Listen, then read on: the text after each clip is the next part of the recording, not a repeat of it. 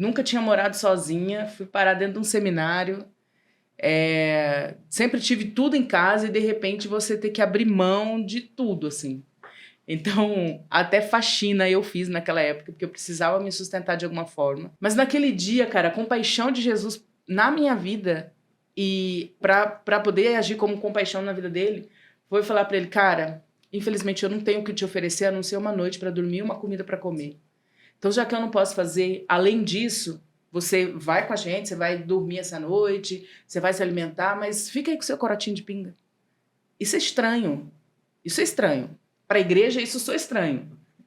Mas eu não estava muito preocupada com o que o dogma pensava. Mas eu estava preocupada com a forma como aquele cara ia agir, cara, nos próximos dias. Tomei uma decisão. Que eu iria fazer o que fosse preciso para mudar aquele quadro na minha vida. E nesse processo, que é o nosso processo terapêutico, eu me deparei com uma vida vazia. Eu tinha construído já uma vida, mas uma vida assim que não tinha propósito. E quando eu passei por esse processo de desintoxicação, de reestruturação da vida, eu falei, tá, a vida é muito, muito mais daquilo que eu imaginei, que conheço como realidade de vida. O que eu vou fazer da minha vida? Porque me recuperar das drogas e voltar para o cotidiano, eu vou estar voltando para o marco zero. Eu preciso de algo mais.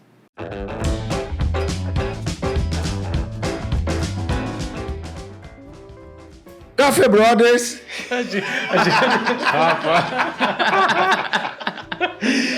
Episódio 23! Salve, salve galera! Gurizada cafezeira, tô aqui hoje com meu amigão Thiago Tamioso. Tô aqui mais uma vez, graças a Deus. Thiago Tamioso, por que você tá vindo de boné? Não tô entendendo. Hoje? É porque cara, eu não sei se você sabe. Não deu tempo de pentear o cabelo, fala a verdade. Mas não é nem isso. Tá vendo aqui, ó? Espinha aqui, sinal de adolescência. Guri, né, cara? Foda. 14 anos. Foda, adolescência é uma coisa, Essa cara. técnica tinha vindo também aí, ó. Também estou com ele, meu amigo, o cara mais forte da parada aqui, Netão. Já foi, cara. Já foi? Perdi o trono semana passada. Capaz. E tô com ele de volta, cara. Temos mais um convidado na mesa, Álvaro Lanza. Começou a piadinha. Seja muito bem-vindo, Álvaro Lanza. Muito obrigado, meu amigo.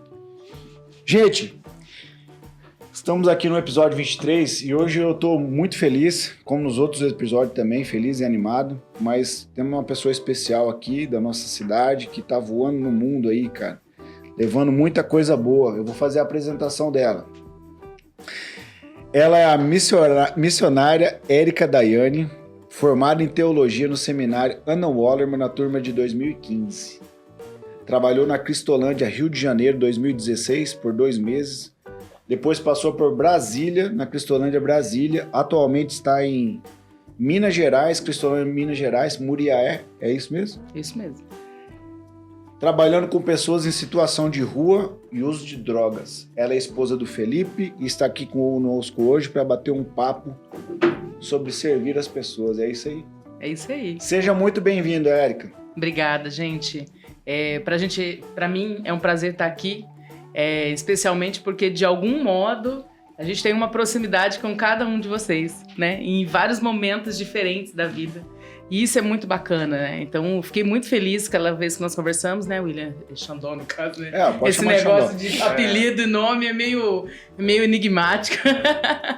Mas fiquei muito feliz mesmo com essa ideia de vocês, sensacional. Assim, eu acho que o mundo hoje, ele é um mundo digitalizado e as pessoas precisam cada vez mais se darem conta disso e levar essa mensagem, ecoar essa mensagem pro mundo, né? Então, isso que vocês estão fazendo é fantástico. Estou muito feliz de estar aqui. Legal, eu sempre digo aqui no Café Brothers que Deus ele não une apenas pessoas, ele une propósito, né?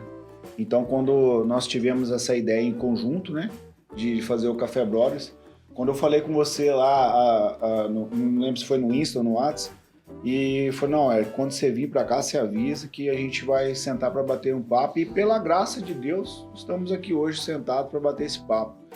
E vamos mandar marcha, né? Érica, como começou essa história de ser missionária? Cara, é muito doido isso, porque quando começou eu não sabia que era de fato, como era o nome disso, né?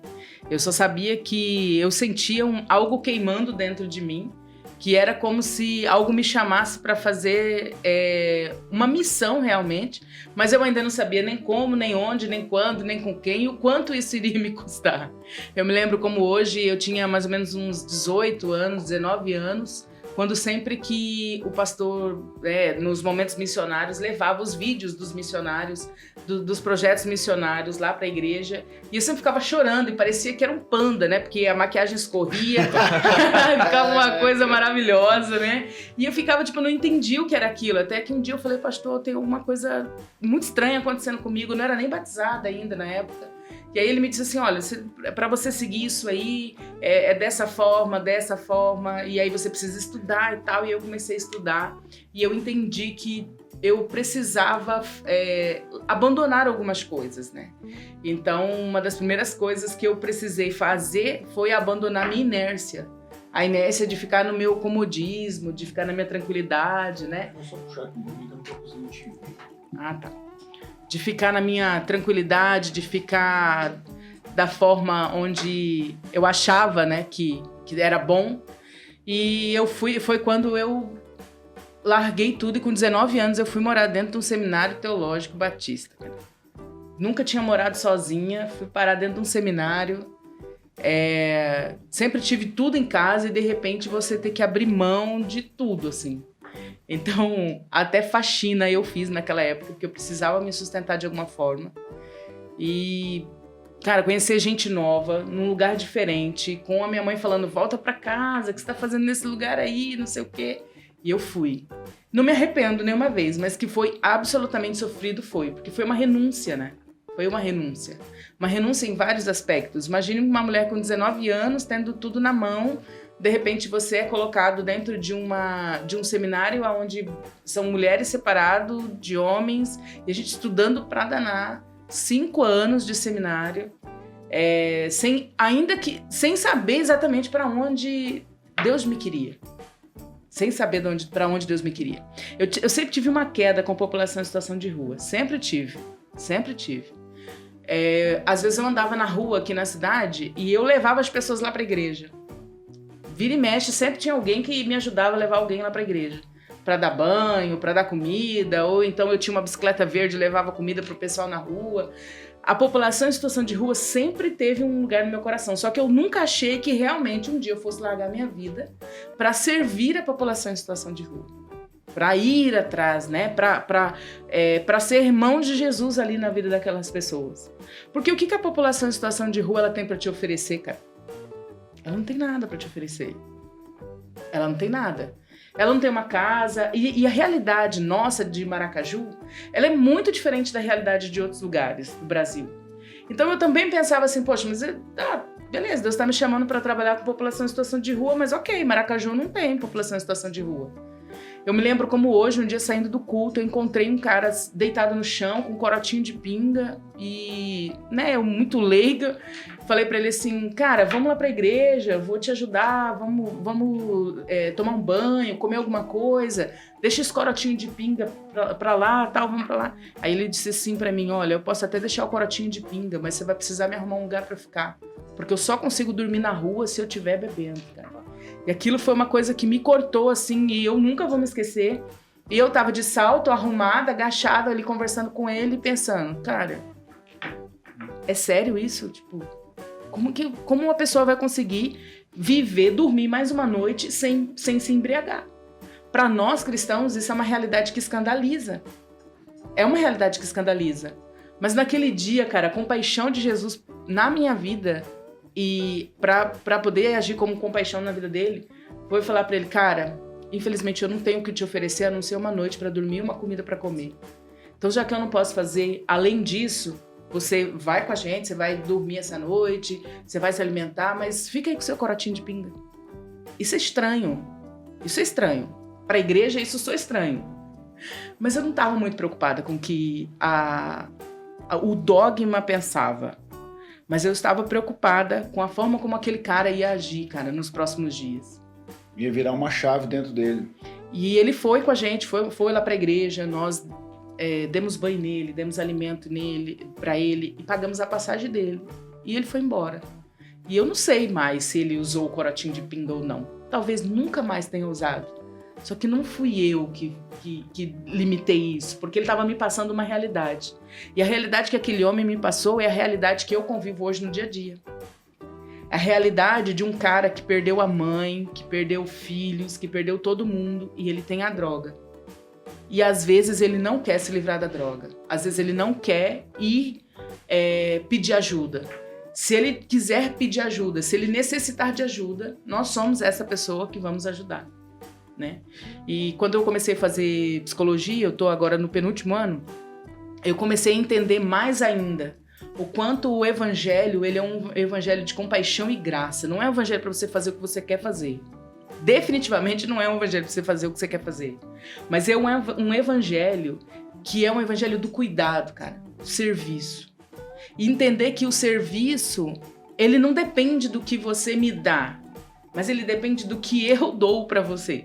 De como eu reajo com você, de como eu vou pra você e falo, cara, eu vou servir você, eu vou te ajudar naquilo que você precisa. O que você precisa? O que você precisa? Você precisa de uma roupa? Você precisa de um alimento? Do que você precisa? Você precisa estudar? É isso que você precisa? Eu vou te ajudar naquilo que for importante pra você. E entender, aí pra mim vem a mensagem mais, ao mesmo tempo confrontadora e aliviadora, entender que o que eu posso fazer por ele, eu farei, mas de que o que Jesus vai fazer por ele, só Jesus faz, cara. Aquilo que está ao seu alcance, você faz. E aquilo que não está ao seu alcance, você tem que deixar. É só Jesus que faz. É só Jesus que faz. Inclusive, o cara pode ter tudo, mas se ele não tiver Jesus, nada feito. Ao mesmo tempo que eu posso tentar colocar, enfiar Jesus goela abaixo do cara, mas se ele não entender, se Jesus não for uma verdade para ele, ele vai ficar sempre patinando, sempre patinando. Então hoje lá na Cristolândia, eu e o Felipe somos gestores de uma unidade da Cristolândia, nós acolhemos 24 homens em situação de rua. Pera um pouquinho, vamos dar uma freada. Opa! Passou a marcha demais, eu tenho que dar uma segurada. É o seguinte, aí, não, como que foi, se você se formou aqui no Ana Olmer e tal, aí não tem o Felipe nessa história ainda. Ainda não. Calma aí que ele não, ainda não tem calma aí que ele não entrou na viagem ainda. O Felipe no episódio seguinte. Vale saltar também que a Érica, ela, tipo assim, não foi daquelas que se converteu e radicalmente quis mudar o mundo, porque o estilo que ela vive hoje é muito desse pessoal que se converte e quer mudar o mundo de uma noite pro dia. Não. E a Érica, ela não nasceu no hospital, ela nasceu na igreja, né? Não nasceu no hospital, todo mundo é nascido... Mas deixa eu fazer uma pergunta, quem que é a Érica? Tudo... Eu só conheço a Tchuru. Vocês estão falando a Érica aqui, a Érica pra lá, eu vim era Tchuru. Mas pelo sotaque é Érica. É verdade, verdade. É múltiplas personalidades. Então, não, porque assim, ó, pra mim, você, eu já conhecia ela, chamava de Tchuru, mas eu não achava legal. Eu não achava legal. Eu sempre achei muito legal, Tchuru. Legal. E aí eu não achava, eu chamava ela de Érica. Pronto, agora vai ficar mas o que acontece? De vocês 4, eu conheci vocês em momentos muito distintos da minha vida. Então falei como que foi. O Thiago, por exemplo, nós acho que estudamos juntos em Cambaré, não foi? Época de ensino fundamental para ensino médio. Você não tá entendendo, mas a gente era muito longe, amigo, né? muito amigo real mesmo Tchuru, no ensino médio. Era Tchuru. Já era Tchuru, Tchuru. porque o Tchuru surgiu com 13 anos. Né? Não, e até eu não ver, mas a Tchuru ainda, pra mim, ainda Era é Tchuru. Ainda é a Tchuru.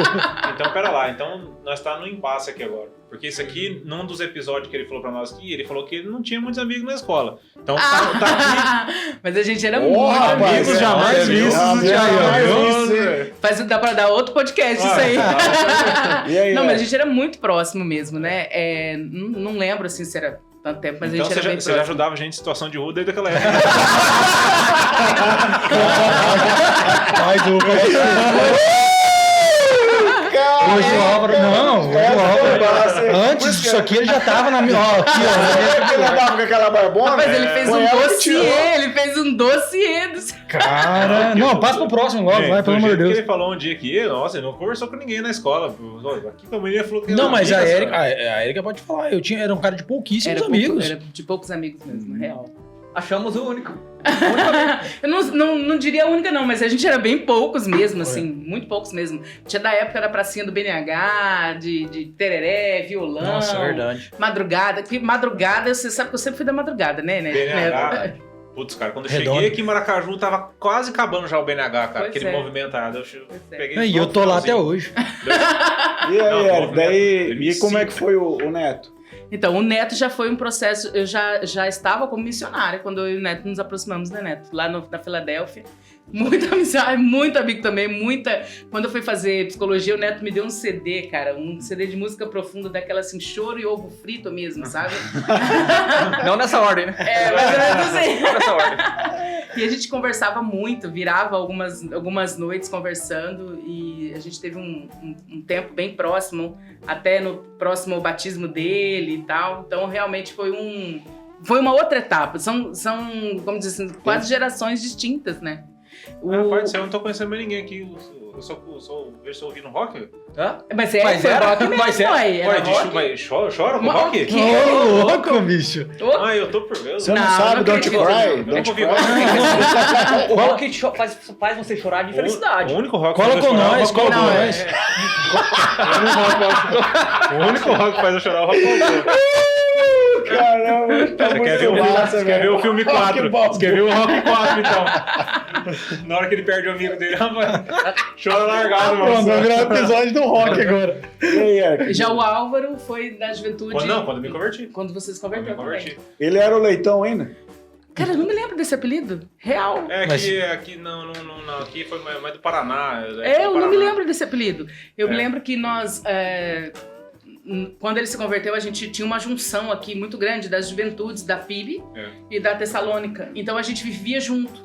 A gente terminava os cultos e cada ia pra pista de saúde, ou iam pra minha casa, eu sempre fui muito rodeada de amigos. E sempre fiz amizades até distintas, assim, de lugares muito distintos.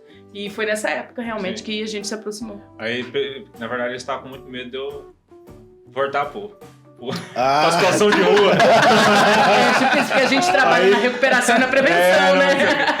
Aí eles acabava a noite e se juntavam tudo lá em casa, lá, lembra? A gente ia Lá no Alto muito, Maracaju. ia muito. Não, tipo, Ô, tinha que massa, 20 hein, cara? pessoas. Não, foi. legal, hein? Ô, o pessoal fez uma força-tarefa pra eu ficar firme, que foi. Que Perseverar. tá louco. Foi. A gente ia eu muito, não a gente esqueço. vivia lá. Onde Oi, tá? No Álvaro, onde Eu tá? vivia servindo todo mundo lá, e era bom demais, hein? Era muito Era bom, bom demais. era muito bom. E o Xandó, quando nós nos aproximamos, foi quando ele foi líder da juventude, da nossa Cara, igreja. posso durante contar muito como tempo. foi, Érico? Pode? Cara, nós tivemos uma treta, Érico. Olha aí, não pode. Ah, não, mas não, conte tudo. normal. Eu não acredito. Nada. Eu não acredito. Até O Xandó dando treta com alguém. É uma Eu treta, não hein, acredito, pessoal. Isso é uma história jamais vista. Isso sim. Cara? Uma treta, cara, Érico. Aí nós disputamos a eleição lá de juventude lá. Cara, Botaram aí- a gente numa treta, no caso, cara, né? aí depois teve uns BO, aí eu fui lá na Érico pedir perdão pra ela. Pô, Érico, eu falei umas groselhas aí mesmo, meu. Perdoa aí, cara. Não estava errado, Tá. Maria. Não, eu tava errado. Mas Nada eu, novo debaixo do sol. Mas a graça de Deus foi que eu reconheci que eu tava errado, fui lá na casa dela, ela me perdoou, e a gente se aproximou mais ainda, cara. Aí foi um tempo assim, bem massa, assim, sabe? Mas quem ganhou no fim das contas? A Érica. Na verdade, quem ganhou foi o reino, né, cara? É, exatamente. Ah, Você saiu bem agora, você saiu Mussum bem. ensaboado, hein? Agora que você falou, eu lembrei. Putz, passou na minha cabeça uma vez que nós tava. Foi primeiro. Como é que é lá na Voluntário? Como é que era o nome? Retiro, nossa. Aí tinha aqueles debates de versículo e tal, não sei o que, botaram a Tchulu, velho, contra as Tessalônicas, pô. Nós, a Tessalônica, só sabia o Santo Anjo do Senhor lá. Pra debater versículo. Aí que morreu, não. Eu fui embora de lá, cara. Igual o Chaves, pô. Assim nas costas. E olha que a minha memória ela é meio zerada, né? Eu não sou a melhor das memórias. E daí foi isso, né, Érica? Foi. E daí a Érica depois, enquanto eu estava à frente da juventude, toda oportunidade que ela estava em Maracaju foi, Érica, vem pra cá, vem empregar, traz o Felipe aí e tal. E aí era muito bom, porque, cara, eles tá louco, né? As experiências que eles têm para compartilhar, tem coisas que estão dentro de mim até hoje, que o Felipe compartilhou, que a Érica compartilhou do que eles viviam no exato momento onde eles estavam, eles vinham, né? Ó, vem aqui pra casa, aqui, vamos comer alguma coisa e tal. E Ah, cara, tá louco, mano. Porque pensa o tamanho dessa renúncia, Thiago. Você abrir mão da sua casa, você abrir mão de N situações de conforto e ir, cara. Não, cara, nossa, ela tava contando, ela tava raspando a superfície e eu já tava aqui pensando, nossa, cara, que história, né? Porque pra quem conheceu, acho que de todos aqui a gente é o que se conheceu mais no antes, início, é o mais né? antigo. Putz, cara, Tchuru, alto astral máximo, a vida inteira, cara. Desde que eu conheço, o período que a gente se afastou, que a gente não se falava muito, eu via ela na rua, Tchuru, sempre foi desse jeito. E aí, tipo assim, você pega essa ideia de morador de rua, de pessoa, e num certo nível de desespero, vamos colocar assim, são duas realidades completamente antagônicas, cara. E aí ela falando e eu pensando, nossa, cara, pra lidar com isso, porque são dois tipos de emoções muito diferentes, né?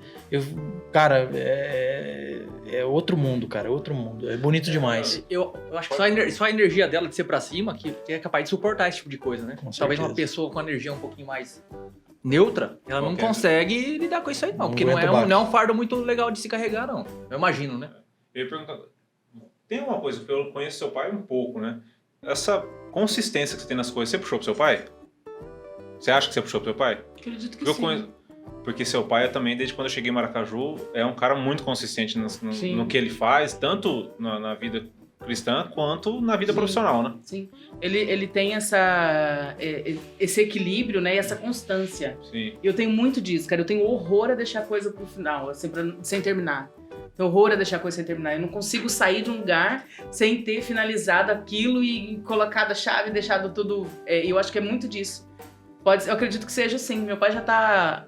nós chegamos em Maracaju em 2003, cara. Desde então, meu pai tá com a sorveteria. Não, e quando eu tirei o chapéu pro seu pai, mudando um pouco aqui, né, no contexto, mas eu não esqueço que quando ele tinha sorveteria lá, o italiano na esquina ali, e quando chegou o Chiquinho e montou, velho, cara, falei, cara, deu zebra, né, cara? Deu zebra. Ele foi lá e aumentou o negócio dele, cara. Falei, cara, esse cara é monstro mesmo, velho. Eu paguei um pau muito nervoso. Eu achei que você ia falar que você tinha comprado um carro do pai da Érica também. Não. Piada. Naquela época eu não comprava as coisas parceladas. Veio o Pedrão aqui, rapaz, ele desenrolou uma história, não sei de onde o Pedrão comprou um carro fiado do pai do Pedrão. Ô, bicho, foi chegar lá na fonte quintal esses dias lá, todos os garçons me perguntando. Você comprou um carro fiado do seu Edson, ninguém consegue tirar R$1 dele aqui. Ei, Érica, é o seguinte, a Érica, beleza, tal, passou toda essa vibe Maracaju aqui. Antes disso teve Filadélfia, né? Teve a Filadélfia. Porque quando a gente... Nem me lembro, quando eu comecei a fazer o curso, eu e o Adriano começamos juntos o projeto lá no Giazone. E eu me lembro como hoje o pastor Orlando chegou e falou assim, olha, tá vendo esse lugar aqui? Isso aqui vai ser a igreja de vocês. Eu falei, esse homem surtou, cara. Não tem nada aqui, não tem nem casa. Tinha umas 3 casinhas só. A gente começou a fazer um trabalho com crianças, a gente reunia 150 crianças e cuidava dessas crianças, alimentava, fazia visitas e tudo. E eu fiquei lá até 2015, trabalhando lá, no Giazone, junto com o Adriano. Até então ser, né, a Igreja Batista Filadélfia, que hoje, cara, o Adriano é sensacional, já tá na 3ª Igreja Batista Filadélfia. Então eu e o Adriano, a gente teve essa proximidade, a gente sentava pra comer melancia junto, lá no seminário, que a gente comeu miúdo, foi feia a nossa história. Foi feio o que a gente viveu, né? A gente ri agora, né? A gente ri agora, mas na época... E aí teve a Filadélfia, daí, só que mesmo servindo, por isso que eu falo assim, que Deus tem um propósito para cada um de nós. E um propósito específico, porque eu estava servindo, eu estava feliz, eu fazia de um tudo lá no Giazone junto com o Adriano, e depois veio a Livinha, mas eu ainda não entendi, não tinha compreendido que o meu chamado era X. Ou às vezes até tinha, mas não tinha coragem, né? Porque, cara, imagina só, você tá, tipo assim, na sua casa e você já tinha feito um punhado de renúncia, você vai fazer mais uma, tipo, mais uma renúncia, renunciar mais o quê? E aí, quando eu comecei a entender isso, aí eu lembro como hoje um dia eu fui na Helga, uma irmã lá da igreja, e ela mostrou o coral da Cristolândia, cantando e tal, eu fiquei impressionada com aquilo. O ano era tipo 2010, a Cristolândia estava nascendo. Eu Fiquei impressionada com aquilo, ela me deu umas revistinhas, eu dei uns CDzinhos, eu fiquei namorando aquilo. Eu lembro como hoje, o dia que eu falei pra minha mãe assim, vou lá pra Cracolândia, tava passando alguma coisa na televisão, vou lá pra Cracolândia. Aí minha mãe falou, você vai fazer o que lá? Não sei o quê. Então, aquele pavor ali já foi um susto, já pensei, não deu ruim, não vou não, né? Mas cara, real, assim, eu tinha muita vontade de ir pra Cracolândia. A Cracolândia é uma realidade diferente daqui, né? Mas pra ajudar as pessoas, né? Vamos deixar... Sim. Já pensou? Vamos deixar bem claro, porque alguém pode... Claro, né? Alguém pode fazer um canal de corte do café. Já pensou? Aí e falar assim, eu tinha muita vontade de ir pra Cracolândia. A Cracolândia, cara, ela tem hoje, na maioria das capitais brasileiras tem, né? Que é a junção de um grande número de pessoas que se reúnem para usar crack, né? E não só se reúne, tipo assim, que nem a gente se reúne para tomar tereré, não. É porque elas não têm outra opção e elas costumam canalizar nesses locais. E eu via a Cracolândia de São Paulo, Rio e tudo, e aquilo me chamava atenção. E eu pensava, caramba, as pessoas chamam atenção pra ir no shopping. Eu tinha vontade de ir na Cracolândia, que doideira. Nada a ver com nada. E aqui não tinha. Então, aquilo que eu podia fazer enquanto eu estava aqui, eu fazia enquanto eu estava aqui. Eu ajudava as pessoas na praça, eu ia de bicicleta levar comida para uma pessoa que eu nunca vou me esquecer, que estava dormindo num canil ali do lado da casa da tia Vera Krugman, perto da Matriz, Tô ligado, do posto de saúde. Eu ia lá, cara, ia sozinha, eu não tinha medo. Isso ao mesmo tempo me deixava estranha, mas ao mesmo tempo eu falava, cara, é isso. Érica, e que ano que foi que você teve a sua experiência lá na Cristolândia? Foi Rio de Janeiro primeiro, né? Foi em 2000 depois de... Quando eu deixei o Giazone, em 2015, né? Deixamos a Filadélfia. Eu deixei a Filadélfia. Eu achei, assim, que eu podia fugir daquilo, cara. Achei real mesmo que eu podia fugir. E aí eu já tinha começado a fazer psicologia, tava no segundo ano. Você fez igual o Jonas daí? Fiz igual o Jonas, real. Exatamente como o Jonas. Fui trabalhar numa escola em Dourados, morar em Dourados, viver a vida de universitário e tal, né? Que não é pecado nenhum, mas não era aquilo que... Não era só aquilo que Deus queria pra minha vida, né? E aí eu fui... fiquei 1 ano, acho que quase 2 anos em Dourados, 1 ano e pouco. Mas aquilo tava me corroendo por dentro. Até que dia 20 de março de 2016, na realidade dia 7 de março de 2016, eu conheci uma missionária que estava lá em Dourados e ela trabalhava com população em situação de rua na Colômbia. E aí ela contando aquilo e tal, e Deus falando no meu coração, e Deus falou pra mim, você vai ir? Eu falei assim, vou nada, não, você vai ir, vou nada. Fiquei naquele negócio, né, cara? Fiquei naquilo ali, não vou, o mar fechou, fiquei, mais ou menos assim. Aí isso tipo foi um congresso, sei lá, um final de semana. Aí eu saí da igreja, eu fui tomar banho numa outra casa. No caminho, alguém me encontrou e falou assim, você lembra da história de Jonas? Eu pensei, essa mulher é louca, cara. Falar de Jonas do nada, assim, falar de Jonas do nada. E aí eu fiquei com aquilo no meu coração e Deus falou pra mim, olha o site de Missões Nacionais, olha o site de Missões Nacionais. Que o que é Missões Nacionais? É uma agência missionária brasileira de mais de 110 anos, que ali a gente reúne todos os projetos missionários do Brasil nessa agência missionária, né? Então tem site, tem Instagram, envia para todo o Brasil. Então tem trabalho voluntário, enfim. E aí eu não queria olhar de jeito nenhum, porque o medo de olhar e ter alguma coisa para eu ir, né? Mas eu cheguei em casa, não tive muito o que fugir, olhei e estavam abertas as inscrições para um projeto chamado Radical Brasil. Só que as inscrições finalizaria dia 7 e era dia 5. E o projeto começaria dia 20. Ou seja, eu tinha 15 dias para poder, tipo, sumir no mapa, né? Fazer que nem o mestre dos magos. Sumir no mapa. Aí eu namorava ainda naquela época, eu cheguei e falei assim, tô indo pro Radical, tô indo embora. Quê? Beleza, legal, vai ser bem assim, tá, mas só que era lá pra frente. Não, tô indo embora. Quando vai ser? Dia 20.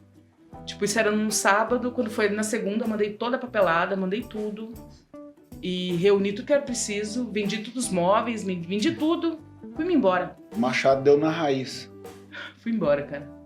Embora. Dia 20 de março, estava chegando no Rio. Nunca tinha chego no Rio, cara. Sozinha, perdida. Mas quando eu cheguei lá na Cristolândia Rio, entendi, olhei aquele lugar e tal, olhei, já tinha um monte de gente dormindo na rua. Veio aquela voz assim, foi pra isso que eu te chamei. Aí você vê uma mistura de sensação boa com ruim, com negócio, você tinha largado tudo, você não sente, parece que é como se Deus anestesiasse você, sabe? Você não sente a dor na hora. Aí passou, né? Aquele dia, tudo, a gente dormiu. No outro dia de manhã, abriram-se as portas, porque a Cristolândia, ela trabalha na recuperação, né? Na ressocialização do indivíduo em situação de rua. Então, todos os dias, na missão, que é no caso lá na Cristolândia Rio, que é a porta de entrada, a gente dá alimento, dá roupa, dá comida, atende, né? Tem cultos e tudo todos os dias. E aí, naquela época, tinha o horário de entrar. Quando deu o horário, quando os portões se abriram, entraram 150 pessoas em situação de rua. E eu pensando, olhei assim, tipo, eles estavam fedendo, os cabelos estavam pro alto. E Deus falando comigo, foi para essas pessoas que eu te chamei. E eu não sabia se eu chorava, se eu ria. E daí as mulheres vinham me abraçar, as mulheres em situação de rua vinham me abraçar. E elas estavam fedendo e eu tava nem aí. Não tava nem aí, cara, não tava nem aí se eu tava limpa, se eu tava arrumada, não tava nem aí. E aí, naquele dia, eu não fiquei no atendimento lá embaixo, mas parece que eu fui tomada por alguma coisa que hoje eu entendo ser o Espírito Santo de Deus. Eu fui tomada por um ato de serviço ali. E eu subi, cara, fui arrumar dispensa, mas parecia assim que eu tinha encontrado o sentido da vida. Fui arrumar dispensa. Seu propósito. Exatamente. Porque aí o seu propósito, na hora que você chega no lugar do propósito, o que você faz dentro do lugar de propósito não importa. Você tá no lugar certo. Você tá no lugar certo. Eu fui arrumar dispensa naquele dia e depois a gente vai lá se faz de um tudo. Eu falo que missionário faz de um tudo. A gente é engenheiro, é psicólogo, expulsa demônio se precisar, limpa se precisar, mas eu sempre falo para nossa equipe de missionários lá em Muriaé que nós fazemos várias funções, mas nós não somos as nossas funções. A nossa função principal é de servo. Essa é a nossa função principal. Então, quando aqueles dias lá no Rio, e eu sentindo como Deus foi falando no meu coração e me colocando mais renúncias, a ponto de ter de entender logo nos primeiros dias que eu não voltaria para cá. Que eu não voltaria. E na minha cabeça eu voltaria para casar e voltaria de novo para lá.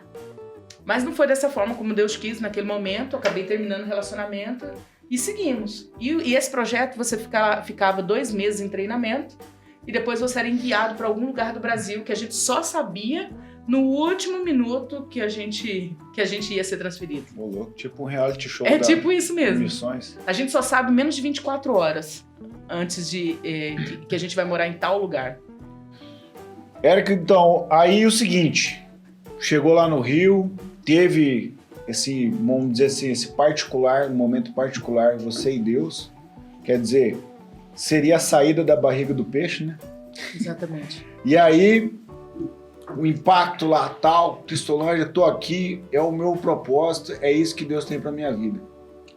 Que momento que aconteceu na sua vida? Não é bom que eu me viva só. Eu acho que eu nunca quis viver só. Eu sempre tive muito claro isso na minha cabeça.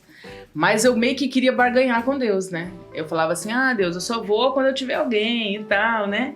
E aí eu acho que eu precisei fazer essa renúncia de estar sem alguém e mesmo assim ir. E foi exatamente nesse momento, né? Então depois que teve o término, eu pensei, cara, é isso, vou ser missionária solteira e tranquilo, já tava ali dentro mesmo, né? Dentro daquela realidade. Mas aí foi quando eu conheci o Felipe. O Felipe, ele é fruto da Cristolândia. Ele foi... Pô, louco, meu. Ele não, é fruto calma da aí, Cristolândia. conta essa história que o povo não sabe. O Felipe era... Ele foi usuário de drogas um tempo, bastante tempo. E aí quando eu o conheci, ele já não era mais, né? Ele já estava também no mesmo treinamento para missionário, assim como eu. Então quando a gente se conheceu, ele já estava numa etapa diferente, né? Já estava numa etapa semelhante à minha. Álvaro, cara, eu preciso... Faz aquele comentário aí, mano, que ele dá lá, porque, putz, a maior dor do cara, velho. Aqui a gente sempre fala que uma das coisas que as pessoas mais têm em comum, das pessoas que vêm aqui no café, é o seguinte: elas passam por uma situação na vida, elas vencem essa situação e não se contentam em apenas vencer, ela torna aquilo um propósito de vida delas para poder salvar a vida das pessoas, transformar a vida das pessoas. Isso que e aconteceu tem beleza comigo. maior que isso? Isso se chama compaixão. Uhum. Porque além de vocês vivem disso, mas Cara, eu também, na hora que você falou, eu fiquei assim, falei, uai, mais uma pessoa que tá aqui, que além de se salvar, porque o se salvar, eu acredito que é um instinto de sobrevivência e também a gente querer viver. Mas eu me salvar e voltar pro barco para salvar as outras pessoas, isso são pouquíssimas pessoas no mundo que querem fazer. É raro. É. E eu admirava muito isso nele, né? A forma como ele tinha... o Felipe, ele fez o processo dele terapêutico todo dentro da Cristolândia. Ele voltou para casa, aí ele ficou 1 ano em casa, mas aí ele não contente, ele voltou para Cristolândia. Então isso me chamava bastante atenção. Poxa, mas como assim, né? Por que voltar? E aí foi quando a gente começou a conversar e esse projeto a gente não pode namorar. Então a gente teve que ficar 1 ano sem namorar, só orando, só conversando, Jesus sem namorar. dos crentes, hein? O cara teve fé, hein? Sem nada, sem namorar, sem nada. A gente passava. E aí acabou. O que acabou acontecendo foi que quando nós descobrimos os lugares para onde a gente ia, coincidentemente eu e o Felipe fomos enviados para o mesmo estado, para Distrito Federal e Goiás. É o destino. É uma coisa muito rara, cara. Eu falo que eu chamo isso de Jesus-incidência. Jesus-incidência, né? Eu não acredito em coincidência, é Jesus-incidência. Fomos enviados para o mesmo lugar, mas não trabalhando juntos, mas pelo menos estar mais próximo, né? E aí fizemos o nosso projeto, nossa primeira etapa do projeto. E ao final nós noivamos, noivamos e casamos. Tipo, o projeto terminou em maio, a gente noivou em julho e casamos em outubro. Já tem 4 anos que a gente é casado. Nossa, passou rápido. Esse trabalho que a gente faz sozinho é muito difícil. Sozinho é muito difícil. É assim, junto já é difícil, mas sozinho, cara, é quase impossível. Porque você lida com o pior que o ser humano tem, sabe? Você lida com a maldade das pessoas, você lida com a malícia. A primeira vez que eu vi uma pessoa em situação de rua se desligando do projeto, querendo ir embora, querendo voltar pra rua, eu fiquei desesperada. E foi a experiência do Felipe, trabalhando com isso e já tendo vivenciado isso, que ele falou, não, é escolha dele, é escolha dele. Então eu entendi que eu precisava realmente de alguém para poder, pra gente somar juntos. Pra gente somar junto, porque talvez eu iria fazer o quê? Ia pra rua com a pessoa também. Porque quando a gente vem da realidade nossa daqui de Maracaju, que a gente não vê tanta população em situação de rua, e que as pessoas basicamente têm condições, têm uma vida, né, mais equilibrada e tal, quando a gente vai pra lá, a gente não admite ver aquela podridão. É como se a gente sentisse responsável. E aí volta novamente aquilo que eu falei no início, a gente precisa entender aquilo que é a nossa responsabilidade como serviço e aquilo que é a responsabilidade de Jesus como cura, como transformação, como conversão. Verdade. Então eu não posso fazer o papel de Jesus, eu faço o meu papel como servo. Na verdade ele chamou, só para esclarecer, para representá-lo, não para substituí-lo. Exatamente. Então, Eu posso quebrar o protocolo aí, diretor? Porque assim, nós temos um caso, né, que aconteceu aqui, que está aqui com a gente. Eu gostaria de saber dele, se puder, se ele quiser responder. Como é que foi pra você estar do outro lado, como um ex-drogado, e com você hoje, na função que você tá lá, como é que você vê isso aí hoje? Cara, pra mim foi assim, eu nunca me enxerguei na situação de um dependente químico, porque eu era um usuário social. Eu sustentava meu vício, eu tinha a minha estrutura de vida, só que determinado dia eu me deparei com a realidade de que o vício estava tomando tudo aquilo que eu já tinha construído. Falei, cara, eu preciso de ajuda. Eu não tenho como vencer essa luta sozinho. E aí foi aonde eu, baseado na humildade, me abri para que outras pessoas especializadas pudessem me ajudar. E tomei uma decisão, que eu iria fazer o que fosse preciso para mudar aquele quadro na minha vida. E nesse processo, que é o nosso processo terapêutico, eu me deparei com uma vida vazia. Eu tinha construído já uma vida, mas uma vida assim que não tinha propósito. E quando eu passei por esse processo de desintoxicação, de reestruturação da vida, eu falei, tá, a vida é muito mais daquilo que eu imaginei, que conheço como realidade de vida. O que eu vou fazer da minha vida? Porque me recuperar das drogas e voltar para o cotidiano eu vou estar voltando pro marco zero. Eu preciso de algo mais. E aí, aquilo que a Erika citou, que Deus falou com ela quando os portões se abriram, aconteceu comigo quando eu fui entregar um prato de alimento para uma pessoa em situação de rua, sentada na calçada. Eu me abaixei, eu olhei nos olhos daquela pessoa em situação de rua e Deus falou comigo assim, foi para isso que eu te chamei. Uau, Esse nossa. é o seu propósito de vida. E dali em diante, eu entendi que não importa onde eu esteja, não importa a situação e condições de vida, Deus me chamou para ajudar outras vidas a encontrar o seu propósito de vida. Caramba, Cara, podia forte, hein? acabar o episódio. Forte, hein? Putz, meu Deus do céu. E eu sempre brinco, eu falo que eu gosto, que Deus havia me chamado tanto para esse trabalho, né, para Cristolândia, que aí Deus foi e me deu um pedacinho, né, daquilo que foi o significado da Cristolândia para dentro de casa. Com certeza. E isso é importante para vocês porque, como a gente sempre fala aqui com os nossos convidados, uma coisa é você estudar sobre o assunto, outra coisa é você vivenciar isso, né? Exatamente. E vocês estudaram sobre e vivenciaram na pele. Uhum. E assim, a minha realidade é muito diferente da realidade da vida do Felipe, cara. Porque eu não tenho na minha família ninguém que foi usuário de drogas. Assim, não que a gente saiba, né? Eu não tenho esse histórico. Já o Felipe teve esse histórico, teve na família e a realidade de vida dele é completamente diferente da minha. E assim, às vezes eu até fico pensando, gente, mas que buraco foi esse que eu fui me enfiar? Porque, tipo, a pessoa em situação de rua, a pessoa em uso de drogas é uma pessoa que as emoções dela são muito voláteis, algumas são muito manipuladoras, enfim. E eu fiquei pensando assim, caramba, como Deus me criou e me fez, bem pensando nesse ministério mesmo. Tem hora que eu até me assusto, tem hora que eu fico pensando assim, nossa, não sei de onde que eu tirei isso. E aí, quando eu conheci o Felipe, e quando eu vi o coral da Cristolândia pela primeira vez, esse sentimento de pertencimento daquilo, aquele sentimento que a gente passa a vida toda, cara, procurando. Tem gente que passa a vida toda procurando aonde é que eu me pertenço, né? Aonde eu me encaixo. E de repente você chega ali naquele lugar e você fala, é isso. Então, chegar na Cristolândia e depois de conhecer o Felipe e de ver, por exemplo, a gente trabalha junto, nós somos gestores, trabalhamos juntos. É um desafio para nós, né, como casal. Conta pra gente aí, então, já pegando esse gancho aí de... Eric e Felipe casaram, tal, beleza, passaram a lua de mel, conta pra galera que tá ouvindo a gente como que foi essa chegada aí em Minas Gerais. Minas Gerais, antes de... Que é onde vocês estão agora, né? Isso, mas nós estávamos antes em Brasília, né? Trabalhamos 2 vocês anos. já estavam. O primeiro lugar como casal, Eric foi e Felipe, em Brasília. Então Brasília. Conta pra nós como que foi. Foi em Brasília. O Felipe antes trabalhava com 60 homens, cuidava de 60 homens sozinho. Tipo o exército lá do Davi, só bagaceira. E tinha que ser um exército. Porque você imagina, não são só 60 homens normal, não é 60 adolescentes, 60 jovens, não.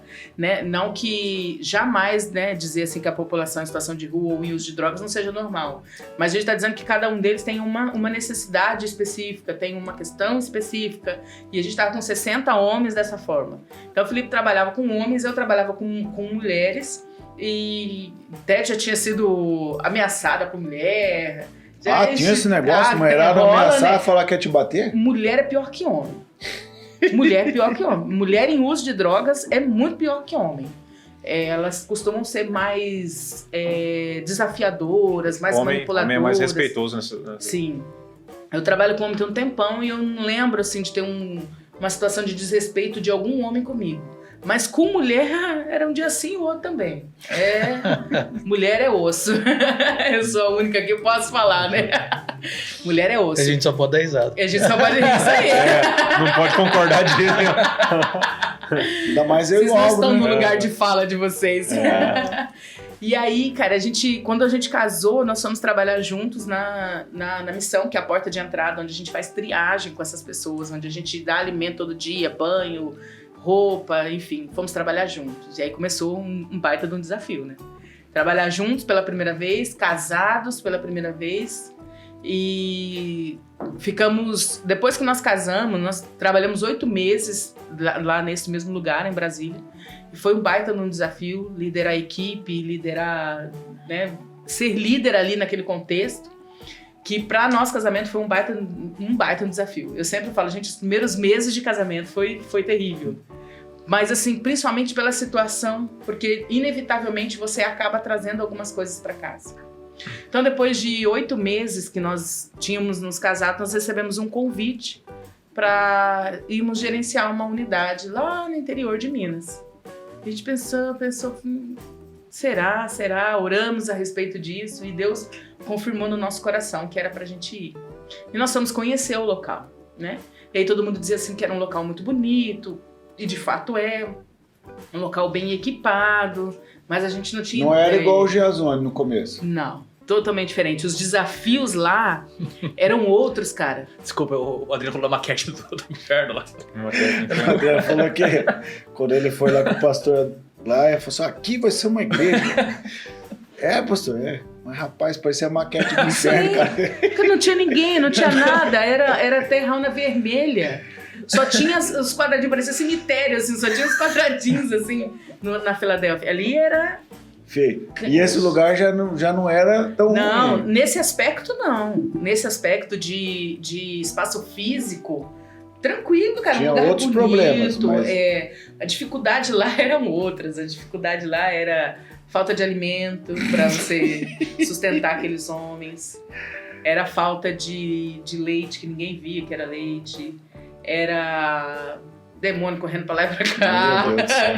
Era assim, era esse tipo de dificuldade. Era nós chegando numa cidade, o povo mineiro é um povo desconfiado, gente boa, gente boa demais, mas muito desconfiado, cara.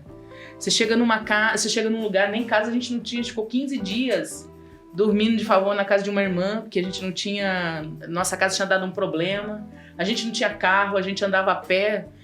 O Felipe andava a pé com salsicha que a gente comprava do nosso próprio salário, do salário de missionário, que já é muito pouco. Levava essas salsichas dentro da mochila, andava a pé, pegava insolação para poder levar comida. A gente sentava para almoçar, a gente falava, os meninos estão sem comida. Os meninos estão sem carne, né, no caso. A gente não conseguia, cara. A gente não conseguia almoçar. Aí levantava, ia lá, comprava e levava. Era assim. E o lugar físico era lindo. Mas havia uma sequidão muito grande, uma sequidão espiritual, uma sequidão em vários aspectos, né? Por conta de algumas dificuldades que tinha tido antes, muita gente se afastou. Então a gente ficou nessa sequidão, o lugar ficou nessa sequidão. E quando nós chegamos lá, você encontrar esse local, que ao invés, sendo muito bonito, mas uma casa cheia, sem alimento, café da manhã era batata ou então chá de camomila que tinha plantado lá na unidade. E aí você vê você vivenciar aquilo e você saber que você é o responsável por fazer aquela provisão, o responsável terreno, né? E aí a gente clama e grita por Jesus, fala, Senhor, o que que eu vim fazer aqui? Eu não tenho dinheiro, eu não tenho carro, tô mega cansado, estávamos obesos, uma situação totalmente assim, alheia daquilo adversa. Tudo que tinha para acontecer tava rolando. E parece que vem tudo de uma vez, né? Vem tudo de uma vez. Você falando dessa sequidão, essa sequidão, pelo que eu entendi que você falou, era a sequidão mais de amor e compaixão que faltava. Eu entendo que se é amor e compaixão, falta tudo, né? Sim. Quero que você fale uma coisa pra nós que eu acredito que é o que a maioria das pessoas querem saber e entender. É muito difícil de entender, mas pelo menos saber. Como que vocês lidam todos os dias? Eu tô falando todos os dias porque são pessoas... a rotatividade deve ser muito grande, acredito eu, de pessoas. Ou não? Depende. Alguns lugares, sim. Hoje, graças a Deus, lá não. A gente tem em média uns 4 desligamentos por mês. Por mês.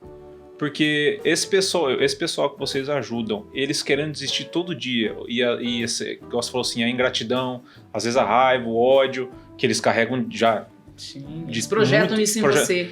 Como, assim, explica o pessoal isso aí, porque é o seguinte, você ajuda as pessoas todo dia elas estão querendo desistir, todo dia elas estão querendo, sei lá, não sei se você... Porque é o seguinte, se eu gosto de você e você gosta de mim, beleza, fica bacana. Agora, tipo assim, se eu quero te ajudar e você não quer ser ajudado, como que você consegue fazer isso? Cara, eu penso que a única resposta possível para isso é a ação do Espírito Santo de Deus. Porque você pode usar qualquer técnica, né?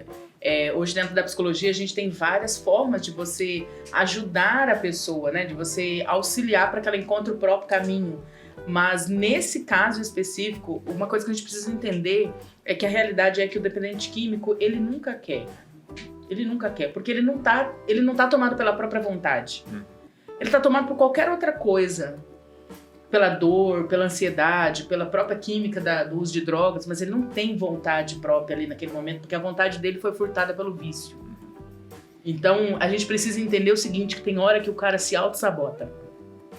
Tem vezes que ele quer se auto-sabotar se desligando, tem vezes que ele quer se auto-sabotar dizendo que você não vale nada. Isso não aconteceu nenhuma nem duas, não, direto. Xingar, ofender. De ofender, de desdenhar, de você tentar fazer o máximo pelo cara e o cara simplesmente não querer.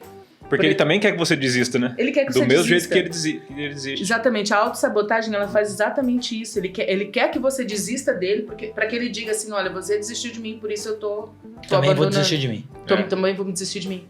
Mas aí a gente entende novamente que é um dos princípios que a gente trabalha dentro da Cristolândia, que é compaixão e graça, cara. A compaixão e graça, ela não depende do outro. E aí, muitas vezes, a gente arrumou trabalho, ajudou a pessoa a estudar, ajudamos a mobiliar a casa, porque lá a gente faz o trabalho desde a recuperação até a ressocialização.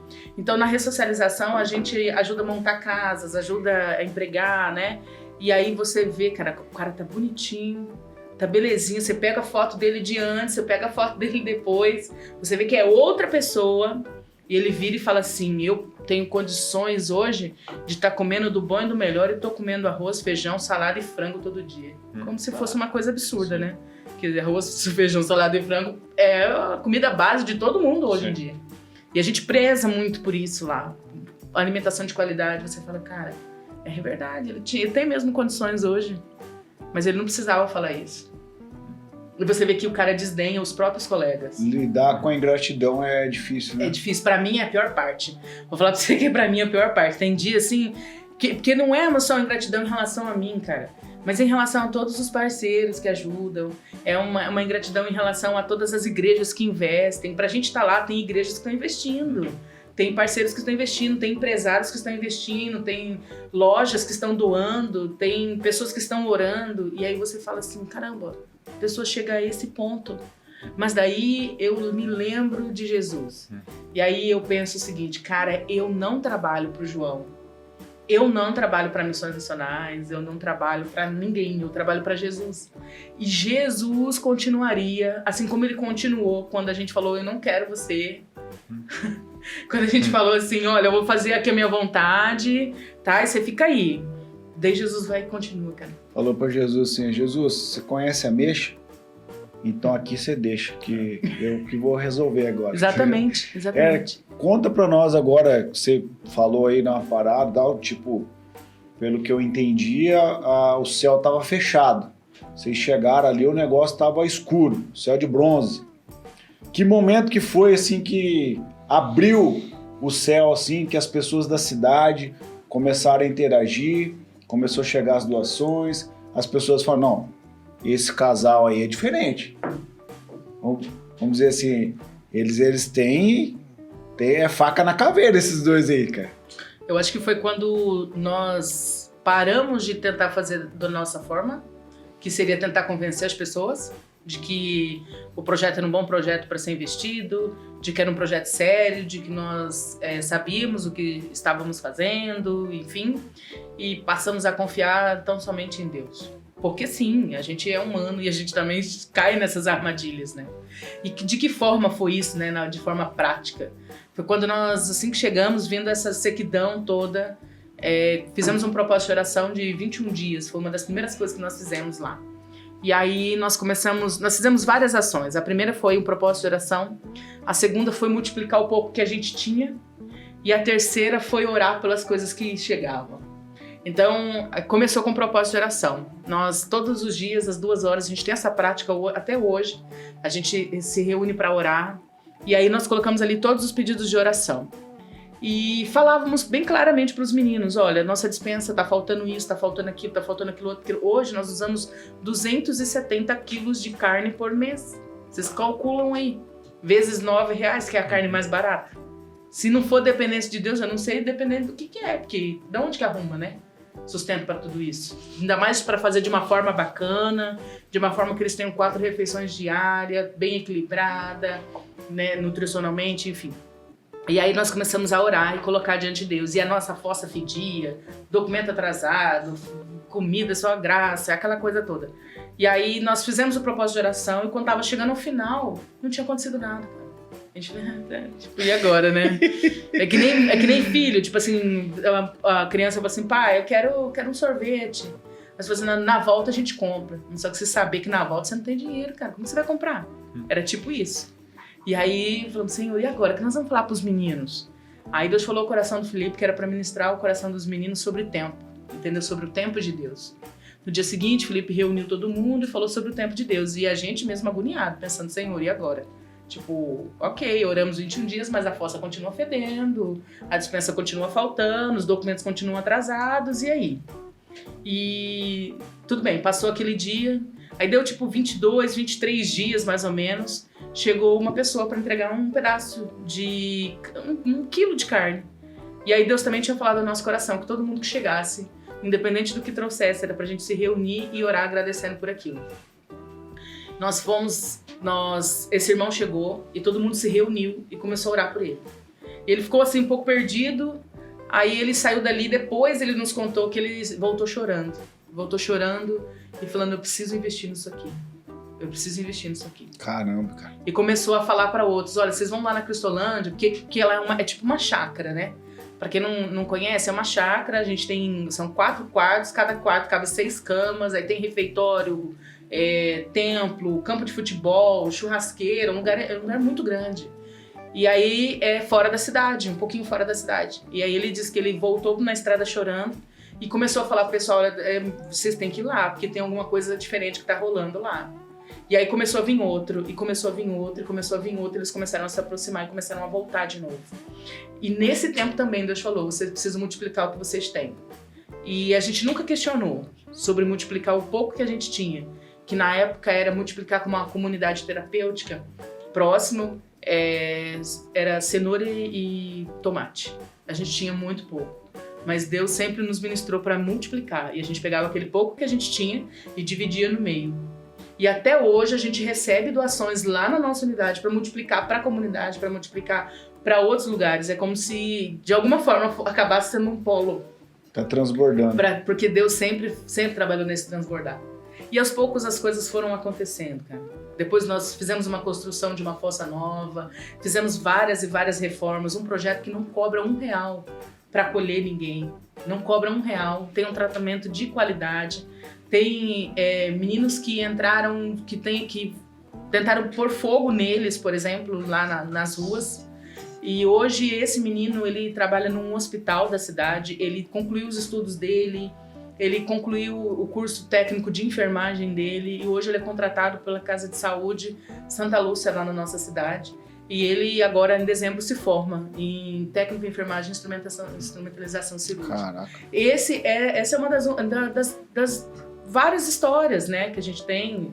Tem uma outra história de um rapaz também que chegou lá praticamente, assim, morto, fininho, os braços bem fininhos. A gente tem no Instagram da Cristolândia várias histórias como essa. E hoje ele é corretor de imóveis lá na nossa cidade.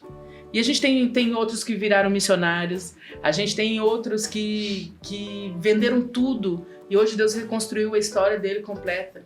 Então, entender que o nosso serviço transforma a vida do outro, mas transforma muito a nossa vida também, cara. Porque quando você vê histórias dessas sendo transformadas, você olha e aí a gente volta naquilo que o Álvaro me perguntou sobre a questão de compaixão e graça, de quando uma pessoa age com ingratidão. Eu entendo que muitas vezes nós também somos ingratos. Eu entendo que muitas vezes nós também não deveríamos ser alcançados, mas pela graça de Jesus nós somos alcançados. Eu não posso deixar, cara. Eu não posso deixar. E esses meninos, a gente chama eles de filho. E é muito bacana, porque eu tenho filho de 50 anos, assim. 50, 60 anos. E é muito legal você passar pelas histórias, você passar pela vida das pessoas e você ensinar desde a pessoa a tomar banho, até como a pessoa vai se portar numa mesa, até como a pessoa vai arrumar uma casa. Quantas e quantas casas eu e Felipe já não fomos limpar de acolhido, por cortina, por móveis, pintar para que ele volte para a vida. E dentro dessas histórias, tem histórias que não deram certo. Mas se eu pude ajudar de alguma forma, amenizar o sofrimento dele de 1 ano, de 2 anos, de 5 anos, já é ganho, cara. Já é ganho. Porque ele tá numa situação que as mensagens que a gente recebe é para ter crise de ansiedade toda hora. Assim, só hoje eu recebi umas 3. De gente que manda foto de pessoa que tá em situação de rua, ou que precisa de ajuda, ou coisa, e aí, olha só o fulano, o jeito que tá. Daí vem aqueles áudios, me ajuda, pelo amor de Deus, vou me matar, tô me matando, ou então meu irmão se matando, aquela coisa toda. Então, realmente, se a gente não acreditar em Jesus e não entender que, cara, é Deus que tá chamando a gente entra num círculo de pensar, eu não sou capaz, e na realidade a gente não é mesmo. E você, assim, Érica, puxa, cara, é duro pra gente estar aqui e escutar isso, assim, de quem tá vivenciando, né? Eu queria levantar uma questão seguinte. Teve algum momento, assim, não desses difíceis, de que a coisa já estava estável, já tal, vocês já estavam ganhando, conquistando, Deus já estava intervindo ali para vocês, e você chegou pro Felipe, o Felipe falou para você assim, vamos embora, vamos parar. Toda semana. Inclusive hoje, mano. Inclusive, estamos pensando em pegar Maracaju. Toda semana. É sério, gente. É sério. A gente não pode ser hipócrita, sabe? De falar assim, não, é tudo assim maravilhoso e tal. Cara, sabe quando é maravilhoso? Quando você vê uma história assim finalizada. Aí te dá uma sensação boa, você fala assim, puxa, cara, é isso. Mas, cara, difícil mesmo é quando você tem que sair da sua casa, meia-noite, pra você ir lá, fazer uma intervenção, porque o fulano tá brigando com o ciclano.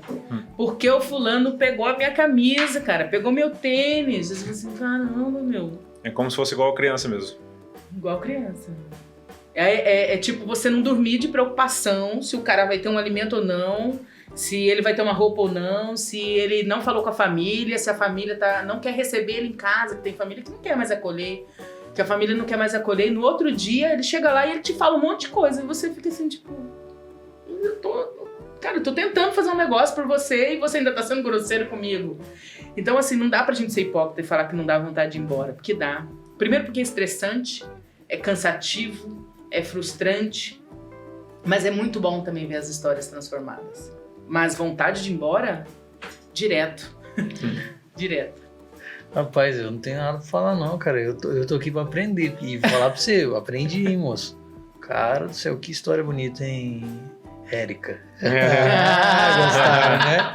Gostaram, né? Depois dessa história tá até mudando, não. Não, tá louco agora. Eu tenho que conversar com ninguém sério, né? Que uma coisa interessante foi que quando eu fui daqui pra lá, eu não tinha ideia de que era esse o trabalho. Eu achava que a gente ia fazer evangelismo. Eu não achava que a gente ia trabalhar com essa população assim. Eu não achava que a gente ia ter que dar banho em alguém, por exemplo. Ia dar comida, ia limpar ferida, ia lavar pé. Eu não achava. Real, eu não achava. Talvez, acho que Deus até me poupou, né, disso. Porque a gente faz de tudo um pouco lá dentro. Né? Pensa comigo. Vamos pegar uma das histórias mais lindas da Bíblia. José do Egito. Foi vendido pelos irmãos. Beleza. Você imagina se Deus pegasse José e falasse, olha, é o seguinte, você vai ser vendido pelos seus irmãos, você vai ser acusado de uma coisa que você não fez, de fazer uma violência, um estupro contra uma mulher que você não fez. Você vai ficar 2 anos preso, né? E na cadeia sabe como que o estuprador é tratado. Mas fica tranquilo, cara. Depois de você passar tudo isso, você vai ser o governador do Egito. Entendeu? Pensa comigo, você acha que José iria? De jeito nenhum. Então, nesse seguinte sentido, eu penso que Deus poupou você de algumas situações para você não desistir. E estando lá no campo de guerra, vamos dizer assim, que é no campo de batalha que vence a luta, né? não tem como vencer a luta antes de se estar no meio da batalha. Deus, ele provou para você, já provou para todos nós que ele é suficiente nele mesmo. E esse gás que dá de vocês continuar, não é pela sua mão. Não. Não tem como. E eu admiro, assim, só para eu concluir esse pensamento, eu admiro a humildade sua, Érica, de falar na real aqui que vocês têm vontade de ir embora, mano. Eu tinha certeza que ele ia responder isso. Porque com quem você é uma pessoa sincera, que é igual ela falou, que não é hipócrita, não tem como falar o contrário. Não tem como. Sabe por quê? É do ser humano isso aí, cara. Nós aprendemos os princípios de Jesus, só que para ele entrar na gente, encalacrar, é muito difícil. Tipo assim, é como se a vida com Deus, essa dificuldade que a gente tem de acreditar, não é nem de perceber, a dificuldade que a gente tem de crer nas coisas, porque a maior dificuldade que vocês devem ter lá é mostrar para as pessoas, para que elas creiam que existe algo melhor para elas. É como se fosse... Na vida sem Deus, é como se você passasse a vida inteira buscando crédito e nunca conseguisse, de maneira nenhuma. E na vida com Deus era o contrário. Jesus, ele deixa um crédito disponível na nossa vida até o final das contas, e a gente muitas vezes não vai lá sacar esse crédito. O motivo pelo qual a gente ainda não desistiu foi porque Deus nunca permitiu. Porque Deus não permitiu. Em alguns momentos Deus dava um escape ou outro para você dar uma respirada. Vinha comer um churrasco por aí. Tipo isso. Um escape, uma respirada. E você falava assim, Deus, vou tirar uns dias aqui e na volta eu vou tomar uma decisão. Aí, tipo, aconteceu alguma coisa assim que falava assim, cara, não, vou continuar. Vou andar mais um pouquinho. Mais uma milha. Vou dar um prazo. E ia. E assim, um dos motivos pelo qual, cara, eu acho que é muito difícil tomar uma decisão da saída é você saber que você tá desobedecendo. Acho que saber que tá desobedecendo. Um dia desses aí, eu tava numa dessas, né? Num desses pensamentos, tava sendo uma semana exaustiva. Porque, cara, se tem um negócio que acontece, a gente trabalha e trabalha muito. A gente folga uma vez na semana. A gente trabalha, às vezes, mais de 15 horas dia. Fora que os telefones sempre tem que estar ligado. Sempre tem que estar ligado. Porque pode ter uma situação lá dentro, né? E também hoje a gente tem uma proximidade na nossa cidade. A gente hoje responde por uma gestão. Então, como responde por uma gestão, ao mesmo tempo que você está ajudando um cara a tomar banho, você tem que estar num gabinete do prefeito, você tem que estar numa palestra, num negócio assim, para você colocar ali a unidade, né, dentro daquela cidade, de forma que ela receba mais doação, ela seja mais vista. Representando a instituição. Exatamente. Então, hoje a gente faz esse meio de campo.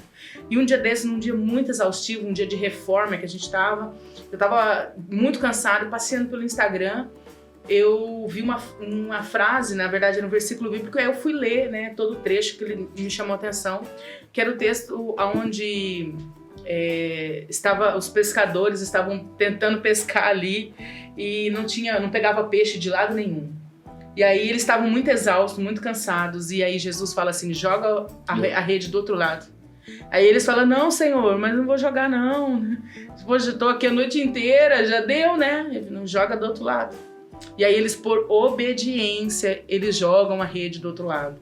E eles começam a pegar tanto peixe que as redes começam a ficar pesadas, eles precisam chamar outras pessoas. E aí eles colocam dentro do barco, o barco começa a ficar pesado, eles precisam colocar em outros barcos. E aí naquele dia Deus falou muito no meu coração de que através da obediência ele faria os barcos se encher. Caramba. Porque algumas semanas antes, eram umas 11 horas da noite, e no dia seguinte a gente não tinha carne. Que doideira, hein? A gente não tinha carne no outro dia e eu tava assim já angustiada. E eu mandei uma mensagem num grupo de parceiros que a gente tem pedindo, gente, pelo amor de Deus, eu não tô pedindo pra mim, eu não preciso de carne na minha casa, mas tô pedindo pra eles, será que vocês podem ser mãos de Jesus na vida dessas pessoas? E ali, cara, aconteceu um outro mover. Eu acho que a gente vive de milagre. Eu sempre falo, todo mundo sempre fala, todo mundo que trabalha na Cristolândia sempre fala que na Cristolândia tem milagre todos os dias. Tem milagre para ter roupa, tem milagre para ter documentação, tem milagre para ter alimentação, porque nós somos sustentados pela provisão divina, que usa pessoas, que usa empresas, que usa funcionários, que usam profissionais. Para você movimentar a coisa feita com excelência, ela gira muita gente. Tem que ser muita gente querendo servir, né? E eu e Felipe passamos uma boa parte do nosso tempo em Minas trabalhando sozinhos. Então, há pouco tempo que nós temos hoje nossa equipe, contando com eu e com nós dois, nós somos em 7. E nós também somos responsáveis por cuidar dessa equipe também.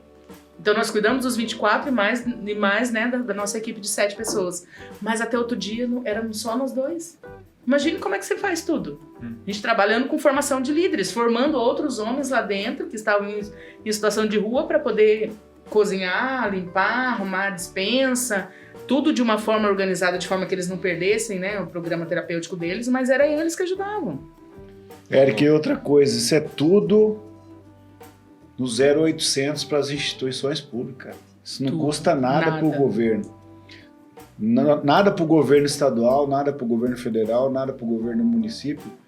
E eu quero frisar aqui para você que está nos assistindo que a única instituição que faz isso, não que não tenha outras, mas com essa excelência de cuidar da parte física, da parte psicológica, da parte espiritual, é a igreja. E ela faz isso transformando a vida das pessoas. É lindo escutar isso, o que eles estão fazendo. A diferença na vida das pessoas, restaurando a vida das pessoas. É lindo ouvir, mas estar lá na prática é uma outra realidade. Para deixar bem claro para as pessoas que eles não estão dependendo de uma renda do governo, federal ou estadual, não tem uma parceria? Tem alguma parceria? Não, nesse sentido não, inclusive nem é do interesse nesse sentido. Porque nós, como igrejas batistas, nós preservamos muito essa separação entre igreja, autonomia. Exatamente, entre igreja e Estado, e a gente preza por essa autonomia. Então nós acolhemos pessoas que vêm do Estado, mas nós não recebemos nada que venha do Estado. Então, assim, para você que às vezes não tem um entendimento, uma fé cristã, e pensa, Xandó, você fica falando de igreja e tal, esses pastores só querem dinheiro. Cara, tem gente errada. Tem gente errada, fazendo coisa errada. Sim. A gente não concorda também. Mas tem muita gente boa, cara. Muita gente boa querendo fazer a coisa certa.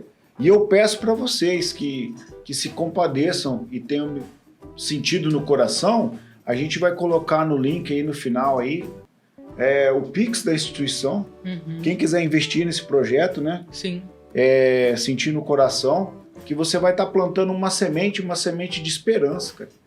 Quem sabe essa semente que você vai estar plantando nessa instituição vai transformar a vida de uma família, de uma geração, de uma cidade.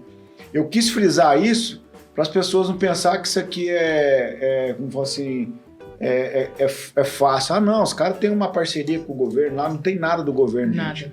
O único governo que tem é o governo de Deus. Exatamente. E para você sustentar uma unidade, 24 homens sem pagar nada, cara, se você fosse cobrar em mensalidade, né, o custo deles seriam mais de R$2.300. Eles não pagam absolutamente nada por isso. Érica, é o seguinte, nós estamos caminhando pro final do nosso bate-papo, cara, e não sei se você já assistiu, você falou que assistiu o episódio. Sim. Aí, tá seguindo já a página lá? Eu preciso até olhar, ver se eu não tô seguindo, né? Deu like. Vamos ver agora, vamos ver. Dá o like. Abre aí, Thiago, vê se tá. Ativou o sininho. E aí nós temos o seguinte, cara, hoje ele tá aqui pra fazer essa pergunta. Até que enfim, né, cara? Pelo amor de Deus. Tava difícil trazer um homem, né?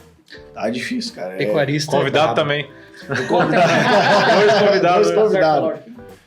Então, o que acontece é o seguinte, Eu adoro cortar os outros. Não, eu quero saber uma pergunta sobre ela. Porque ela falou que ela trabalha, antes de fazer essa pergunta top, ela falou que trabalha até 15 horas por dia. E tem um lado da Érica empreendedora. Ou mais. Você tem um site, você tem um infoproduto, é isso? Isso aí. Eu quero saber como é que você concilia isso. E qual o objetivo e o impacto que causa o seu projeto que você criou, esse infoproduto? Pois é, cara, isso aí é um dos escapes que Deus vai dando pra gente, né?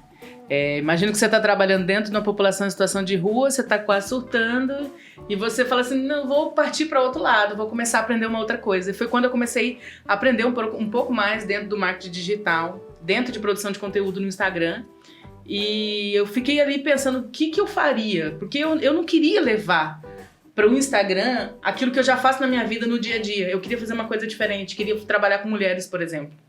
E comecei a produzir conteúdo. Depois eu fechei o meu Instagram antigo, que era um Instagram pessoal, criei o Instagram do zero e comecei a falar sobre conteúdo, sobre autocuidado, porque era a minha maior dificuldade. Era a minha maior dificuldade. Como que uma mulher que eu, como você falou, a gente tem vezes que trabalha 15 horas por dia, eu faço faculdade, sou casada, como que a gente dá conta disso tudo? Então eu queria ajudar outras mulheres que tinham uma vida tão corrida, tão intensa como a minha, a pensarem em si. E foi quando, o ano passado, eu lancei meu primeiro infoproduto sozinha. Eu fiz alguns cursos, tenho uma consultora de marketing e resolvi que eu iria fazer produção de conteúdo no Instagram. Comecei a fazer essa produção de conteúdo e começou a chegar muita gente, começou a chegar muita mulher. Hoje, praticamente, meu Instagram ainda é bebê, né? Mas as mulheres que estão ali, praticamente são mulheres que não me conhecem da vida real, né? Do dia a dia, são gente que não me conhece. Mas são mulheres que... eu recebo muito relato ali de gente que já pensou em suicídio e por alguns instantes ela vinha conversar comigo. Eu nunca falava, porque como eu faço psicologia, eu queria que fosse uma coisa mais voltada para isso. Então eu não ficava falando sobre Cristos diretamente, mas eu falava através de princípios, assim como vocês fazem aqui. E essas mulheres começaram a chegar até mim. E algumas começaram a pedir oração. E mulheres que não se cuidavam em nada, que estavam com a saúde totalmente devastada, começaram a se cuidar, a cuidar da família. E isso também começou a passar um processo dentro de mim. Eu também comecei a viver isso. Porque eu também não existia a Érica. Era missionária, era qualquer outra coisa, menos a Érica em si. Então fazer esse resgate do eu, né? Fazer esse resgate do eu. Inclusive eu fiz no meu último lançamento, o nome do meu... Né, a gente sempre faz o PPL, que é o conteúdo de pré-lançamento, o CPL, né, que é o conteúdo de pré-lançamento, a gente sempre faz um curso gratuito.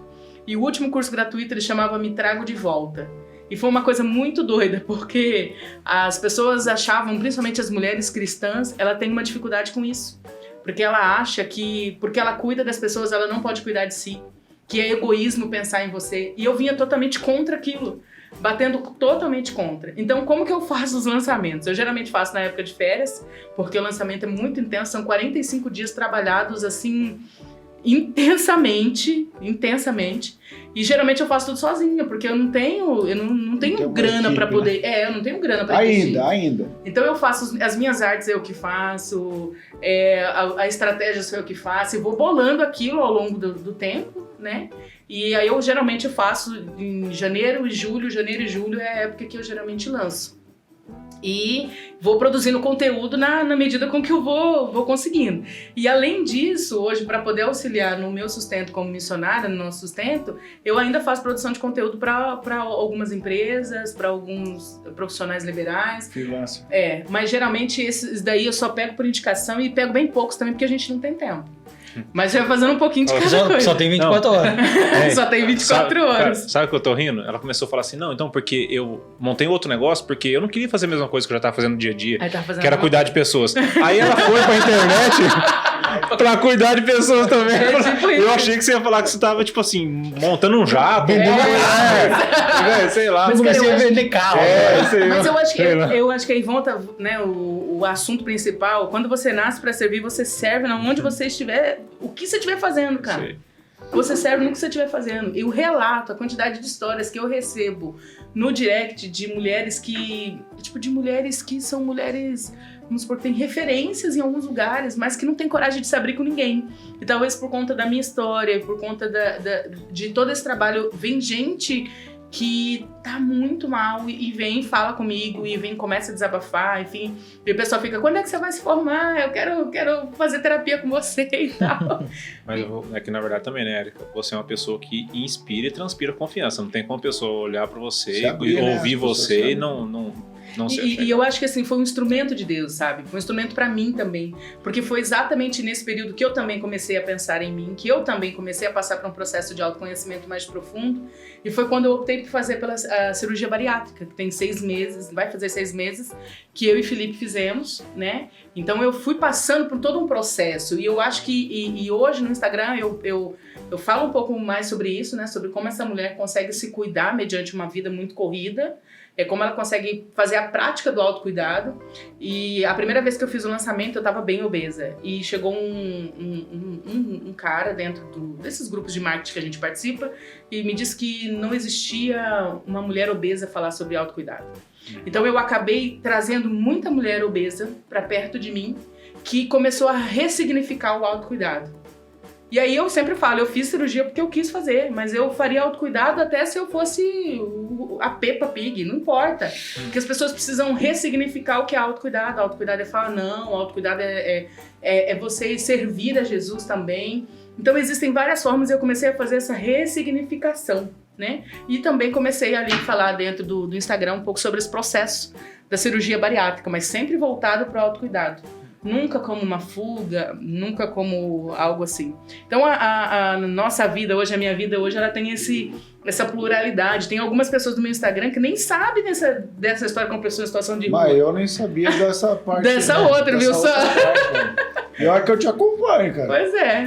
Você não tá acompanhando direito, né? Já que eu Tomei um hate aqui, velho. Tomou um toco que nem viu de onde Pode ser o veio. seguinte, eu vou me retratar aqui, mano. Posso ficar tão feio assim. Pode ser que eu tô no Instagram velho. Pode ser, é provável. É porque quando eu fui pro novo, realmente, muita gente ficou no novo. E como o antigo, né? Como o novo tem mais mulheres, então realmente alguns homens acabam... Mas já a gente vai descobrir essas paradas aí. Lança braba aí. Mas, Tchuru, eu tô preocupado com uma coisa, por você, Antepano. Você tá preparado pra colher tudo que você tá plantando? Porque eu vou te falar, plantio abundante igual o seu, a colheita abundante. Você tá preparado pra isso? Não sei. Então você Eu pode não se sei, preparar. é porque eu já acho, Álvaro, que eu acho que a gente já colhe tanto, sabe? Acho que Deus tem feito tanto pela gente, Deus tem multiplicado tanto na nossa vida, que eu penso que quando Deus multiplica, você não tem como não multiplicar também, sabe?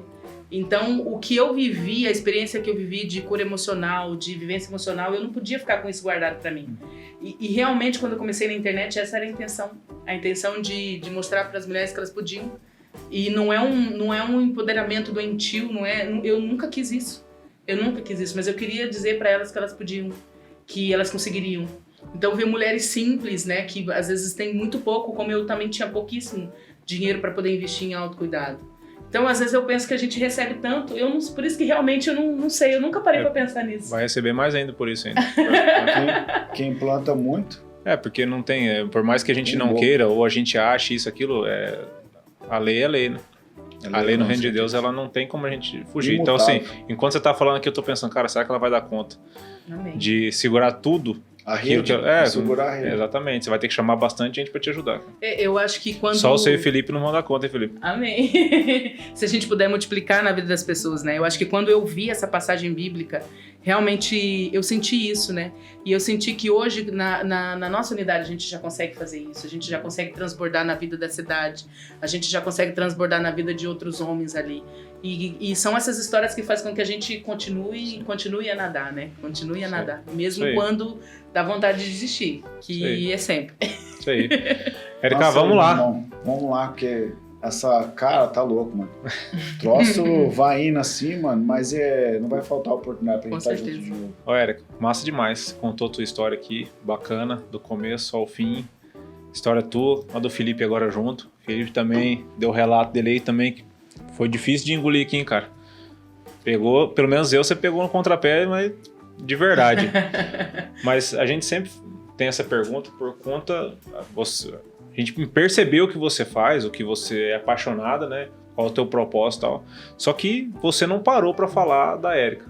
Somente da Érica. Porque você vive pra servir, você vive pelos outros. Mas eu entendo o seguinte. Pra eu poder amar o Xandó, só existe uma forma de eu amar ele. Milagre.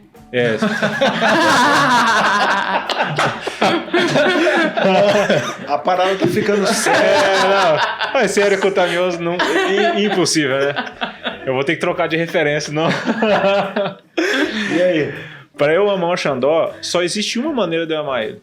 Eu me amando primeiro. Exatamente. Não tem como eu amar uma pessoa sem eu me amar antes. Não tem como. Tem como eu dar algo que eu não tenha. Não tem como. Então você esse amor que você transborda na vida das pessoas, você tem pelas pessoas, eu quero ouvir.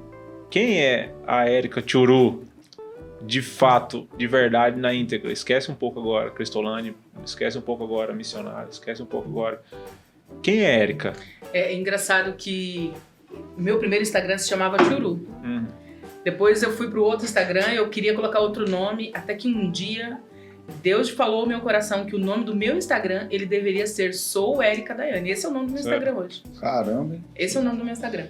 Sou Érica Daiane, porque eu tinha que compreender que antes de qualquer coisa, antes do amor, pelo qualquer coisa, eu precisava me amar. Que não tem como eu amar ninguém e fazer absolutamente nada por ninguém se eu não me amasse, né? E aí eu comecei a descobrir várias faces da Érica, né? Eu sempre fui muito comunicativa, eu sempre amei muita gente, sempre fui muito alegre, enfim. Mas eu comecei a aprender sobre a Érica também empreendedora. A primeira vez que alguém me disse que eu era empreendedora, eu fiquei pensando, gente, que negócio é esse? Porque eu nunca tinha me visto nesse papel, né? Mas a Érica hoje, né? Quem é, né? Quem sou eu? Vamos dizer assim. Quem sou eu? Eu sou uma mulher de um coração grande, mas um coração simples. Sou bem destinada e obstinada nas coisas que eu quero, até ao ponto de ser chata. Se eu colocar uma coisa na minha cabeça, é aquilo que eu vou fazer. Eu vou até o final pra fazer aquilo. E hoje a Érica é uma pessoa que consegue fazer uma série de coisas ao mesmo tempo, que não consegue ficar parada, que se incomoda por estar fazendo um monte de coisa, reclama por estar fazendo um monte de coisa, mas ao mesmo tempo não sabe viver sem fazer tudo isso um pouquinho. Mas hoje eu sou uma pessoa que eu consigo me entender como alguém que precisa ser amada, alguém que é amada também por Jesus e alguém que passou por inúmeras coisas, inúmeras situações, mas que hoje consegue utilizar de tudo isso para poder ser ainda melhor. Caramba. Então eu acho que no geral eu acho que eu consigo me definir assim, mas esse foi um processo que ele não começou ontem, ele não começou agora. Ele foi um processo que foi acontecendo para eu me reconhecer e dizer eu sou a Érica e ter essa confiança de dizer eu sou isso. Porque as pessoas não querem que você diga quem você é. As pessoas querem que você diga até o que você faz, mas elas não querem que você diga quem você é. E só a gente sabe quem nós somos e aonde a gente pode chegar. Sei. Sabe quem tem um cara que tem um coração grande e simples, como você falou? Davi. Davi era um grande rei com um grande coração, porém um coração simples. E você sabe qual que é a diferença de Davi para Saul? Você sabe qual é a diferença de Davi para Saul? Sei, mas eu quero te escutar. Ou seja, não sabe. Você entendeu, né? Ele tá querendo ser amado agora. Davi ele recebeu o título de homem segundo o coração de Deus, não porque ele era melhor que os outros. Ele fez muita coisa muito pior do que Saul. Só que por que Deus preferiu ele? Por que ele era um cara chamado um homem segundo o coração de Deus? A Bíblia fala assim que Davi era um homem muito rápido em se arrepender. Ou seja, quando a gente erra, nós temos duas opções. Ou a gente faz igual a Adão e Eva, volta o coração para o outro lado, ou a gente faz igual a Davi. Fala assim, mesmo errado, mesmo desse jeito, mesmo pisando na bola, mesmo querendo desistir todos os dias, eu não consigo viver sem você. E essa é a diferença entre Davi e Saul. Davi era um cara que fazia coisas erradas, mas ele tinha um coração muito... A resposta do coração dele era muito rápida e falou assim, Deus, é o seguinte, renova em mim um coração e me coloca no lugar de novo. Então, na hora que você falou assim, coração grande e simples, foi a primeira coisa que eu lembrei, Davi. E aí eu lembro, tem uma música muito antiga, né, que fala do coração igual ao teu, não sei se vocês conhecem. Sim. Que é bem exatamente fala sobre isso, sobre a história de Davi. Né? Não, canta aí, o Neto falou que se quisesse dar uma palhinha... Não, puxa você, imagina nós puxar aqui. Eu desafino tocando campainha, vou... Não, ela fala assim, se tu olhares, Senhor, pra dentro de mim, nada encontrarás de bom, mas um desejo eu tenho, de ser transformado. Preciso tanto do teu perdão. Dá-me um novo coração. Dá-me um coração igual ao teu, meu mestre. Dá-me um coração igual ao teu, coração disposto a obedecer, cumprir todo o teu querer. Dá-me um coração igual ao teu. A Bíblia diz, né, Agostinho já falava que dentro da gente não tem nada de bom, mas que a gente pode pedir a Deus um coração bom. Então, quando vejo a história de Davi e olho para minha história, olho para tudo que a gente já viveu, cara, eu sempre fui muito julgada, assim, muito julgada por pensar muito no indivíduo, no ser. E eu nunca fui muito ligada a dogma, a religião, essas coisas. Isso sempre me julgaram muito. Então eu levava pedrada fora da igreja, levava pedrada dentro da igreja, mas eu não tava nem aí, porque na realidade eu queria mesmo era apresentar a Cristo ali pra vida daquelas pessoas. E assim como naquele dia que eu falei pro cara, não, fica com o seu corotinho aí, se é isso que vai te ajudar a dormir, fica com o seu corote. Eu fico também pensando assim, Senhor, se eu estiver errado, que o Senhor me perdoe sobre isso, mas eu acho que mais vale o corotinho dele na mão, ele conseguir dormir essa noite e de repente o Senhor visitá-lo em sonho, do que eu tentar retirar isso da mão dele pela minha própria força. Então a gente não tem nada de bom. Na realidade, nosso coração é um coração mau, um coração muitas vezes egoísta, um coração que pensa na gente sobre tudo, né? Um coração orgulhoso. Mas aí quando a gente volta assim, Senhor, me ajude a ser um pouquinho parecido com o Senhor. Porque é só o poder de Deus. E aí vem aquele texto.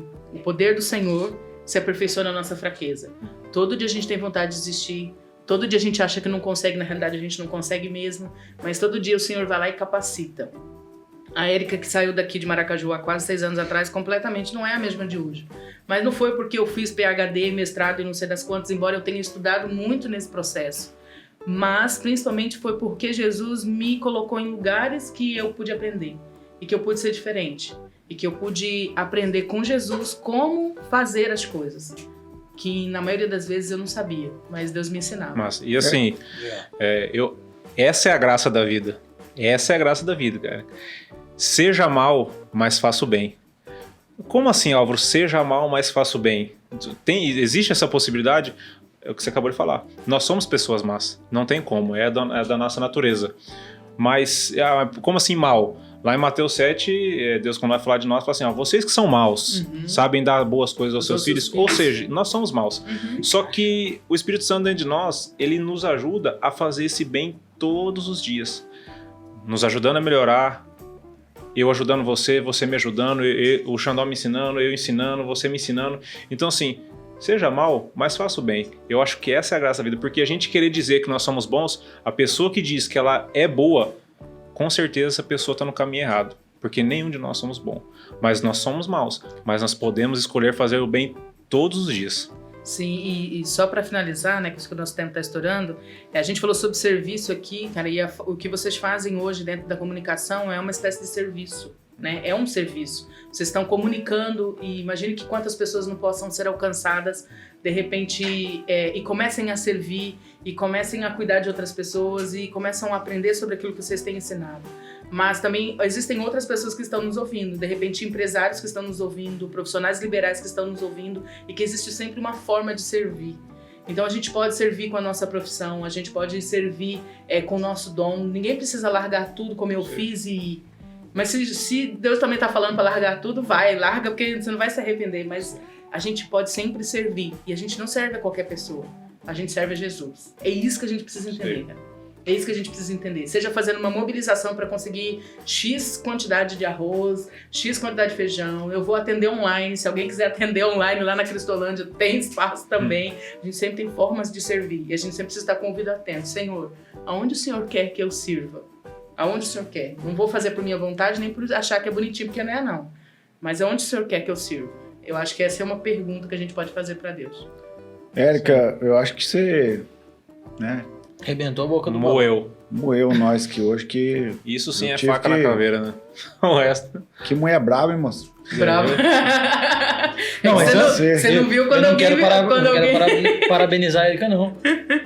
Eu quero parabenizar o Felipe. Parabéns, isso. Fala pra nós aí, dá suas considerações. Curtiu o café aí? Claro, não, maravilhoso.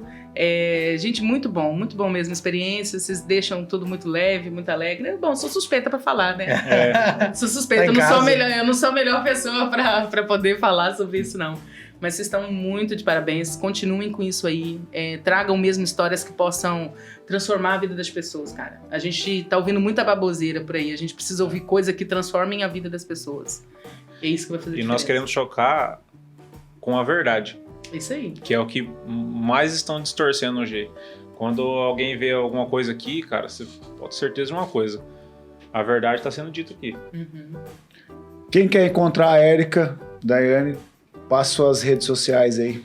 Olha, travou ele. Érica ia falar Tchuru, mas... Cara, já na Voyode não tá seguindo ela, né? Isso aí. Marcha, pai.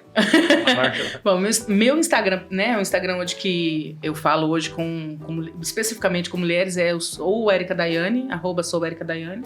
E também a gente tem o Instagram da Cristolândia, né? Que é dentro do Instagram da Cristolândia que a gente conta coisas mais específicas desse trabalho que é realizado, histórias de transformação, enfim, que é @Cristolândia Muriaé. É esse o nosso arroba, são as duas redes sociais que a gente está mais presente. Sou eu que faço o gerenciamento também do Instagram da Cristolândia. Então lá também tem histórias muito lindas de transformação. E são por esses dois locais que as pessoas podem conseguir me encontrar. Ok. Se você ainda não segue o Café Brothers, se inscreva no canal no YouTube, Café Brothers, deixa o seu like, ativa o sininho para receber todas as notificações. Toda segunda-feira às 18 horas, new vídeos, é isso? Blogueiro em inglês ainda. Estamos em todas as plataformas, tava demorando. estamos no Instagram, no Facebook, TikTok, Telegram. WhatsApp daqui a pouco também, vamos colocar o WhatsApp aí, pessoal. Fazer um grupão da galera.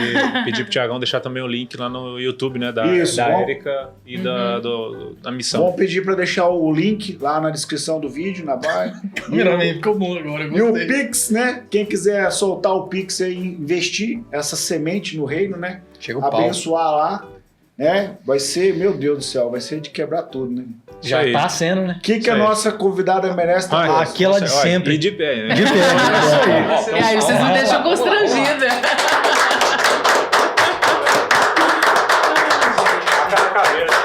Toca na caveira, cara. Quebrou tudo aqui. Estamos finalizados. Fechou? Fechou. É nóis. Gurizada Cafezeira, um abraço.